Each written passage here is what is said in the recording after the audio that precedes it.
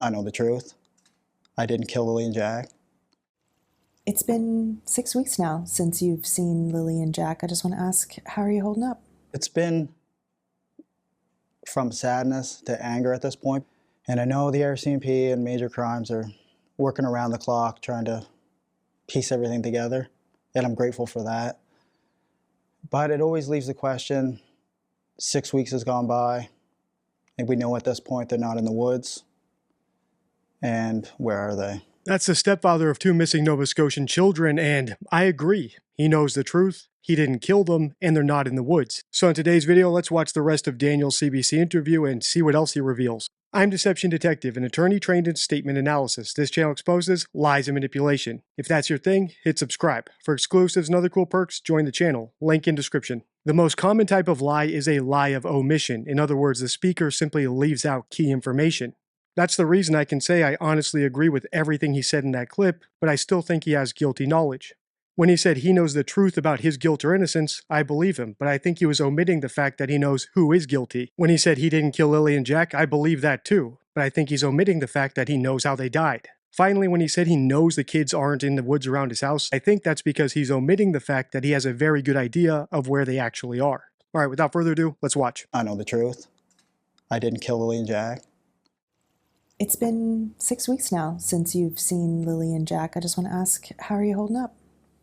It's been a long 6 weeks. I know that everybody basically in the world at this point is always wanting to know like what happened. It's been from sadness to anger at this point. And I know the RCMP and major crimes are working around the clock trying to piece everything together, and I'm grateful for that. But it always leaves the question, 6 weeks has gone by, and we know at this point they're not in the woods, and where are they? Did you feel in the beginning that they suspected you? Of course. The stepfather was always a prime suspect right off the beginning. You felt that from the beginning? Yeah. But you don't feel that now? No, I don't feel that at all. I asked for the lie detector exam, the polygraph exam. I gave them my phone. I told them I, do drug tests because there's a lot of rumors online about a drug party. Mm-hmm. I know the person that said those rumors, and it was just to take the heat off themselves. Was there any kind of party? No. Was there any kind of gathering that someone might have thought was a party? No. There were no people at the house? No. Not the night before. Okay, you mentioned you offered to take a polygraph test. Yeah. Did the RCMP take you up on that? Yes, it did. And how did that unfold? Before we get into this next part about the polygraph, I want to point out one glaring omission already in this interview. And that's the fact that Daniel never said he's innocent. Instead, like a lawyer with a guilty client who doesn't want to lie to the judge, he's dropping all these breadcrumbs of circumstantial evidence without doing the easiest, most obvious thing to do if you're actually innocent. Say, I'm innocent. Remember, for context, expecting an innocent person who's being falsely accused of doing something wrong to simply declare their innocence is a very low threshold. So the fact that Daniel hasn't met it in any of the interviews I've seen so far is a giant red flag. Let's keep watching. You mentioned you offered to take a polygraph test. Yeah. Did the RCMP take you up on that? Yes, it did. And how did that unfold? That unfolded in my favor. They obviously know I wasn't lying about anything. So they said, yep, great, thank you, come in for a polygraph test. Yeah, it took a little while to set up. And when did you do that test? I don't know the exact date, but that would be at least 3 weeks ago, probably. So roughly 3 weeks after the disappearance. Yeah. And I think most Canadians wouldn't have any idea what's involved with that. Can you describe the process? You go in and just tell us right from the start. We go in, sit down in a big comfy chair, and they have multiple sensory pads. You have them underneath your forearms, you have them underneath your butt, and you have them underneath your feet with your shoes off. You have a sweat gland on one finger. You have a measuring instrument for blood flow that goes in and out of your hand. And you have a cuff on your arm for blood pressure to measure your pulse. Were you nervous? Yeah, I was extremely nervous. Especially with the first question they asked you, did you kill Lily and Jack? That was the first question they asked you? Yeah. Yeah. What went through your mind when someone's asking you that question so point blank like that? Your mind has a massive release of chemicals, I guess you would call them.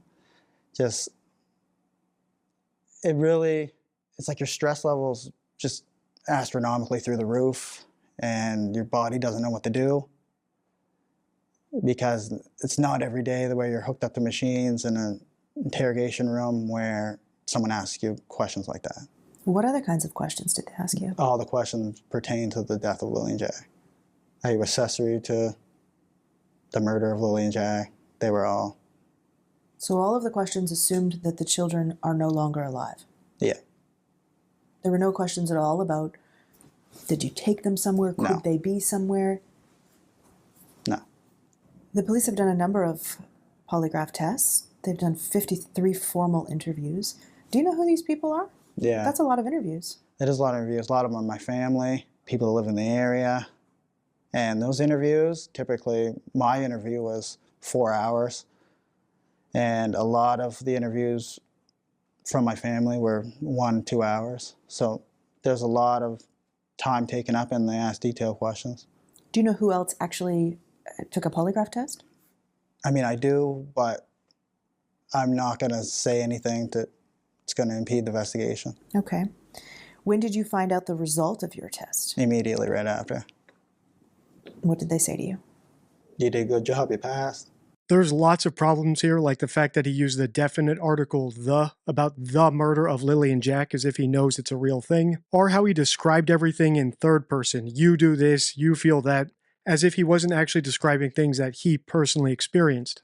But my biggest problem with this part of the interview is just that's not how polygraph tests typically work. There's a pre-interview where they get the subject's baseline, there's the polygraph exam itself, and then there's arguably the most important part of the entire process, and that's where you deliver the results to the subject and see how they react. So when Daniel said that the first question they asked him was whether or not he killed Lillian Jack, that just can't be the case. And it's either because he's editing out a lot of stuff or because the CBC producers instructed him to jump straight to that part. I'm not quite sure. Whatever the case, his entire description of his polygraph experience is unusually vague and bizarre. And I suspect, once again, that's because he's omitting any part of that story that might make him look bad, and there were probably lots of parts of that experience that made him look bad.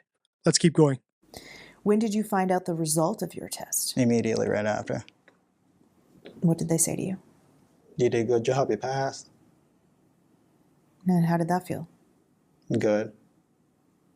And did you feel that there was any further suspicion on you after that point, or was that sort of conclusive? No, that was really when I seen the turning point for it's starting to taper off with investigators. Do you know if Malala has taken one? I don't know if I can say it, but I will anyway. Yes, she did take one. Okay, she took one. Do you know the result? No. RCMP wouldn't let tell me I asked.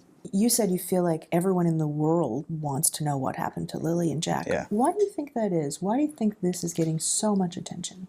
Well, just the mysterious and nature of everything and how strange everything is. The RCMP, you know, I mean, they have to keep a tight lip on everything, but there's a lot more that meets the eye with the case. Earlier in this series, I analyzed another interview of Daniel and said that he's acting like a celebrity, someone who thinks he has fans out there watching him. And based on his answer here, I think he really does think that he's a celebrity. I think he's enjoying the attention he's getting, and I think that will be his downfall because people like me are watching. I'll link that video on the end card as well as my Lillian Jack playlist. If you want to continue analyzing this interview, let me know by liking, commenting, and sharing. Until next time, stay true.